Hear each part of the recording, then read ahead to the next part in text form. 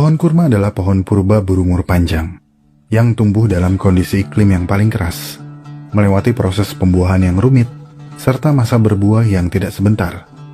Namun setelah semua rintangan berhasil dilalui, buah dari perjuangan keras tersebut sangat terasa manisnya, dan menghasilkan manfaat bagi banyak orang. Ternyata proses penanaman pohon kurma itu tidak semudah yang aku bayangkan. Untuk bisa berbuah aja itu tuh butuh waktu minimal 4 tahun. Kurma itu bermanfaat di setiap bagiannya dan manfaat di setiap fase urutannya. Kita lihat ya, bagaimana kurma itu bermanfaat segala hal. Dan lihat jenis pohonnya. Jenis pohonnya pohon yang kuat batangnya, dan dia rindang, jenis yang rindang. Masya Allah indahnya duduk-duduk di pohon kurma itu, ya indah, nyaman. Masya Allah, di bawah terik tuh gak terasa teriknya. Jadi bayangkan ya, kalau generasi ini generasi kurma, barokahnya pohon kurma ini sama dengan barokahnya kehidupan muslim dan mukmin. Itu artinya gini, kalau bahasanya saya lihat satu kata, teduh. Ya, kan pohon kurma teduh tadi, teduh, sehingga membuat nyaman siapapun yang mau berteduh di bawahnya. Ngapain, Ustaz? Bismillahirrahmanirrahim. Metik buah kurma asli Indonesia. Usai menanam pohon kurma tersebut, Ustadz Abdul Somad berkesempatan untuk memetik buah kurma Aceh dan mencicipinya. Wa fiyadihi fasilah, di tanganmu ada bibit kurma, falyaghrisha, tanamkanlah. Kenapa kita menanam kurma? Karena setelah kita mati dia akan berbuah. Lalu kemudian di bawahnya akan bernaung orang. Ini pokoknya akan tinggi, di bawahnya akan ada orang yang bernaung pada saat panas terik matahari. Pahalanya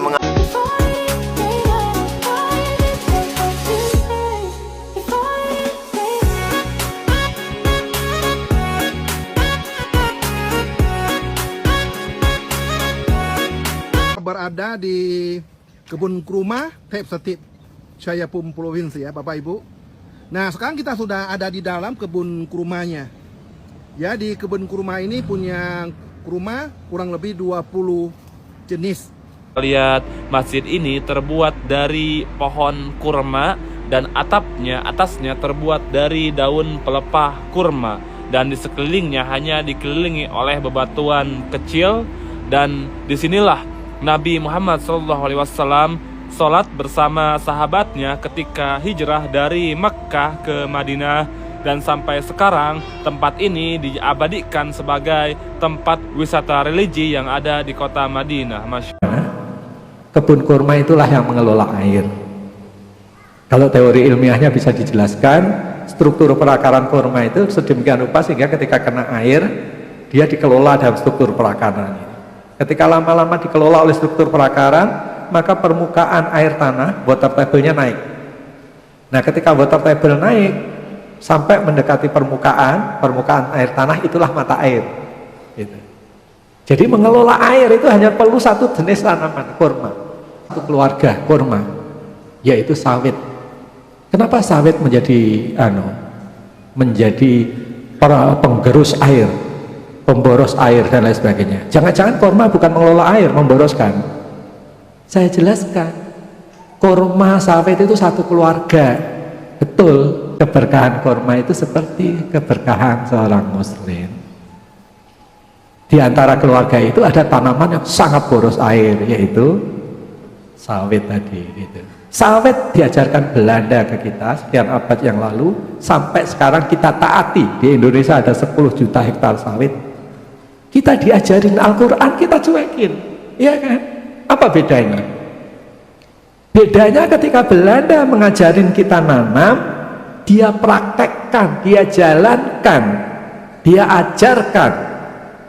Sampai sekarang kita punya 1 juta hektar lahan sawit. Waktunya kita sekarang mencontohkan, menerapkan ini, mengelola air sekaligus mengelola makanan kita lewat kurma tadi. Menanam pohon kurma. Ini persiapan materi yang pertama, menanam pohon kurma dan menyediakan stok kurma. menanam pohon kurma dan menyediakan stok kurma yang berdahan di rumah-rumah. Stok kurma yang berdahan. Masih ingat? Apa kata Rasulullah ketika kamu melihat tiang meteor yang melingkari bumi selama 3 hari 3 malam? Maka kamu yang ada di bumi, kata Rasulullah, persiapkan untuk keluarga kamu makanan untuk selama satu tahun. Dan bapak yang punya taman di rumah, walaupun sempit pak, tapi bisa nggak di situ dibangun, ditanam 1 butir biji kurma? Bisa. Bibitnya, benihnya. Dia sudah survei dan belajar ke Thailand. Ini Thailand sekarang penghasil kurma terbaik saat ini pak, masya Allah. Kurma baru umur 2 tahun 3 tahun sudah baru setinggi ini pak, udah lebatnya minta ampun. 17 tahun yang lalu mereka sudah start Thailand. 1 batang kurma yang tumbuh dan berbuah apabila ditandingkan dengan 1 hektar sawit yang menghasilkan dan berbuah, 1 tahun penghasilan 1 batang kurma bisa mengalahkan 1 hektar sawit. Ini sudah survei pakar loh pak. Makanya rugi umat Islam punya tanah luas tapi yang ditanami sawit. Sawit itu merusak tanah. Sementara kurma menghidupkan tanah. Sawit, kalaupun besok pasti kiamat terjadi, hari ini bisa kamu tanamkan 1 butir biji kurma yang ada di tangan kamu, tanam. Ternyata maknanya bukan sambil ngacok Nabi menyampaikan. Maknanya langsung asli. Subhanallah. Pendek-pendek begini udah berbuah pak, sambil duduk-duduk di tanah udah bisa metik buah kurma pak. Ini di Thailand loh ini. Ya Allah, ini jongkok beliau. Mengatakan Indonesia punya peluang untuk menanam kurma. Dia ingin setiap rumah di Indonesia punya 1 atau 2 batang kurma. Di Arab itu pak, kalau punya 10 batang kurma saja dijamin kaya. Punya 10 batang kurma saja dijamin kaya. Sekali lagi yang punya tanah, walaupun hanya 100 meter, nganggur, tanami kurma pak. Kurma. Waktu kita sekarang masih ada pak. Waktu kita masih ada sekarang. Indonesia memiliki peluang potensi yang cukup besar untuk menjadi produsen kurma dunia. Karena lahan di Indonesia masih luas dan mitos bahwa kurma tidak bisa tumbuh di iklim tropis itu sudah terbantahkan dengan banyaknya kurma-kurma yang tumbuh di Indonesia. Kalau untuk data PPS, Indonesia impor dari 10 negara, terutama negara-negara penghasil kurma seperti Mesir, Arab Saudi, dan negara-negara Teluk lainnya. Bahkan kita juga mengimpor kurma dari Australia, Amerika, dan Cina. Nah, potensinya sangat besar. Impor kurma Indonesia itu setahun itu hampir 20.000 ton per tahun. Belum yang dibawa oleh jamaah haji, 200.000 jamaah haji dan 1 juta jamaah umroh. Untuk Indonesia, tatarannya adalah masih dalam tahap pengembangan, development. Pengembangan kebun skala besar itu masih 1-2. Yang paling besar itu adalah di Aceh, kurang lebih 25 hektar. Kemudian di Riau udah mulai sekitar 200 hektar dan di Kalimantan Timur itu 40 hektar. Untuk produksi kita masih dibilang di bawah 1% untuk kebutuhan dalam negeri. Artinya apa? Peluangnya masih sangat besar. Jadi harapannya ke depan untuk Indonesia adalah pemerintah di Departemen Pertanian itu bisa mensupport para petani-petani kurma ini untuk mendapatkan bibit unggul.